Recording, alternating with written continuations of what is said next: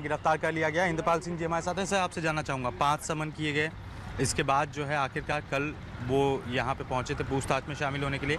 गिरफ्तार किया गया है 100 करोड़ रुपयों के जो एक्सटॉर्शन का मामला है, उसमें अनिल देशमुख की भूमिका संदेहास्पद तौर पे दिखाई पड़ी है। ये मैं आपसे पहले कहना चाहूँगा कि एंटेलिया केस और मनसुख हिरेन मर्डर केस, इन दोनों में उस समय के मुंबई कमिश्नर परमवीर सिंह की भूमिका के ऊपर संदेह हुआ और उन्हें तुरंत उस पद से हटा दिया गया और एटीएस को इंक्वायरी दी गई। इससे चिढ़कर, बौखलाकर परमवीर सिंह ने ये कंप्लेंट 100 करोड़ की है। ये 100 करोड़ की कंप्लेंट में कोई भी तथ्य नहीं है। सर, एक चीज़, अगर ये सिर्फ कंप्लेन की गई होती, इन्वेस्टिगेशन में भी कई चीज़ें रिवील होकर आई, जिसमें कहीं ना कहीं कई फैक्ट्स मिले, ट्रांजैक्शंस मिले।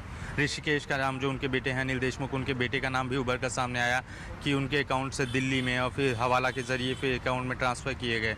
ये सारी चीज़ें भी उभर कर इन्वेस्टिगेशन में सामने आई हैं। ऐसे देशमुख साहब के नाम पे कोई कंपनी नहीं है, वो किसी कंपनी में शेयर होल्डर नहीं है, किसी कंपनी में डायरेक्टर, पार्टनर या प्रोपराइटर नहीं है, तो उनका किसी कंपनी से कोई लेन देन या संबंध नहीं है। उनकी फैमिली एक जॉइंट फैमिली नहीं है, वो अपने अलग रहते हैं, बेटे अपने अलग रहते हैं, बेटों का व्यवसाय अपना अलग व्यवसाय है।